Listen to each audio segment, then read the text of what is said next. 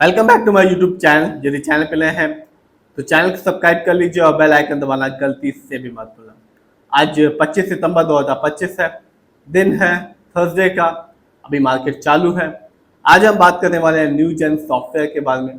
अभी इस कंपनी ने एक्सचेंज को बताया कि कंपनी को 2 ऑर्डर हाथ लगे हैं जिनकी जो टोटल कॉस्ट है वो 90 करोड़ से ऊपर की है। बात की जाए इस कंपनी के बारे में यानी कि न्यू जेन सॉफ्टवेयर के बारे में, तो new gen software technology is a provider of an enterprise wide AI enabled unified digital transformation platform with native process automation content service and customer engagement capability में काम करती है। इस कंपनी के शेयर प्राइस को देखें तो आज के दिन इस कंपनी का जो शेयर प्राइस है वो है 904 रुपीज 60 पैसे और आज इस कंपनी ने एक ठीक ठाक रिटर्न निकाल के दिया 3.30% का। इसका रीजन ये भी हो सकता है कि जो कंपनी को ऑर्डर्स हाथ लग रहे हैं उसकी वजह से आज कंपनी ने अच्छा खासा रिटर्न निकाल के दिया। बात की जाए लॉन्ग टर्म की यानी कि 2024 की, मार्केट गिरा हुआ था, इस कंपनी के शेयर में भी गिरावट देखने को मिली। इस कंपनी का शेयर जो टूटा वो रहा 31.25% का, यानी कि आज से ठीक एक साल पहले 2024 में इस कंपनी का शेयर प्राइस था 1304 रुपीज, जो आज के दिन यदि आप खरीदने जाते हैं तो आपको मिलेगा वो 904 रुपीज 60 पैसे का। इतना ही नहीं, यदि आप 5 साल के रिटर्न को देखेंगे तो कह सकते हैं कि इस कंपनी ने अपने शेयर होल्डर्स को माला माल कर दिया। 5 साल में इस कंपनी ने अपने शेयर होल्डर्स को 730% रिटर्न निकाल के दिया, यानी कि आज से ठीक 5 साल पहले 2020 में इस कंपनी का शेयर प्राइस था 109 रुपीज, जबकि 5 साल में बढ़कर हो चुका है 904 रुपीज 60 पैसे का। तो इस कंपनी ने लॉन्ग टर्म में अपने शेयर होल्डर्स को एक अच्छा खासा रिटर्न निकाल के दिया। बात की जाए इस कंपनी के स्टॉक के परफॉर्मेंस की तो आप देख सकते हैं एक साल में इस कंपनी का जो हाईएस्ट शेयर प्राइस गया वो गया 1798 रुपीज, जबकि एक साल में इस कंपनी का जो लो शेयर प्राइस आया वो रहा 758 रुपीज 20 पैसे।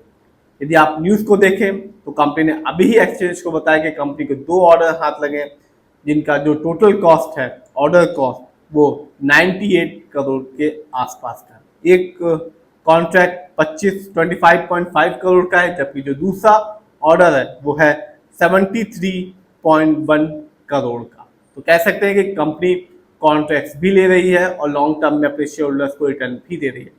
बात की जाए और देखा जाए इस कंपनी कुछ इवेंट्स को, तो कंपनी ने अपने शेयर होल्डर्स को 18 जुलाई 2025 को डिविडेंड भी दिया। कंपनी ने हर एक शेयर के बदले में 5 रुपए का डिविडेंड दिया, यानी कि जिस भी शेयर होल्डर्स के पास इस कंपनी की शेयर की एक अच्छी खासी क्वांटिटी होगी उसे एक अच्छा खासा डिविडेंड देखने को मिला होगा। जानते हैं इस कंपनी के फंडामेंटल्स को, तो जो कंपनी का मार्केट कैप है वो है 12,389 करोड़। ये कंपनी लार्ज कैप की कंपनी है और लार्ज कैप की कंपनी का मार्केट कैप होता है 7,000 करोड़ से लेके 20,000 करोड़ या इससे ऊपर का। इस कंपनी का पीबी रेशियो है 8.16, शेयर मार्केट में एक अच्छा पीबी रेशियो कहलाता है 1 या तो बिलो 3। इस कंपनी का इंडस्ट्री पी है 25.61, शेयर मार्केट में एक अच्छा इंडस्ट्री पी होता है 20 से लेकर 25 के बीच में। इंडस्ट्री पी से ये पता चलता है जो कंपनी का स्टॉक है मार्केट में क्या वो चीप है या एक्सपेंसिव है।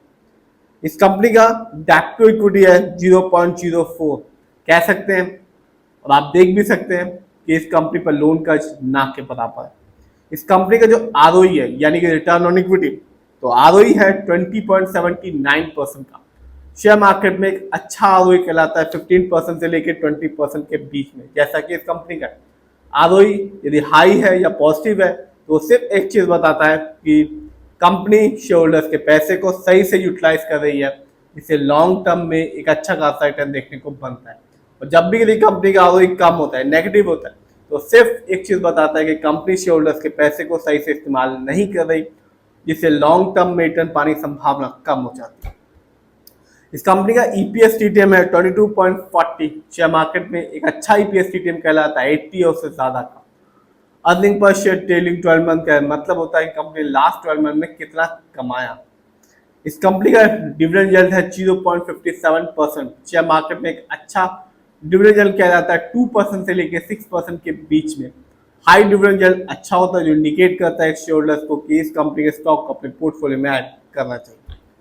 जानते हैं इस कंपनी के फाइनेंशियल कंडीशन को, तो यदि हम सबसे पहले देखें रेवेन्यू को, तो जून क्वार्टर में इस कंपनी का रेवेन्यू था 350 करोड़ का, जबकि ईयरली देखें 2025 में इस कंपनी का ईयरली रेवेन्यू था 1550 करोड़।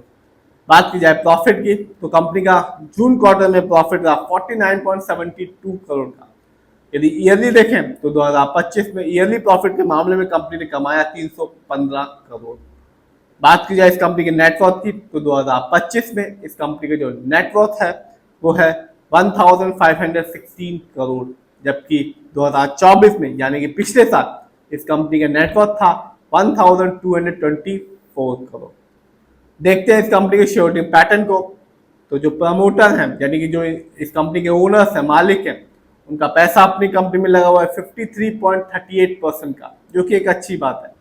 जबकि दूसरे नंबर पे आते हैं FII यानी कि विदेशी निवेशक, जिनका पैसा इस कंपनी में लगा हुआ है 19.14% का। जबकि तीसरे नंबर पे है रिटेलर्स यानी कि हम लोग का पैसा इस कंपनी में लगा हुआ है 17.62% का। तो आपने भी देखा कि कंपनी ने अभी एक्सचेंज को बताया कि कंपनी को ऑर्डर्स हाथ लग रहे हैं और कंपनी अपने शेयर होल्डर्स को डिविडेंड भी दे रही है। और यदि हम लॉन्ग टर्म पे नजर डालें या देखें तो आप देख सकते हैं कि 5 साल में 730% का एक अच्छा खासा रिटर्न निकाल के दिया। तो रिटर्न भी दे रही है, डिविडेंड भी दे रही है और ऑर्डर भी ले रही है। फिर भी आप जिस भी कंपनी के शेयर को खरीदें, खुद रिसर्च करें, एनालाइज करें, अपने फाइनेंशियल एडवाइजर की राय लें, फिर अपने पैसे को शेयर मार्केट में लगाएं।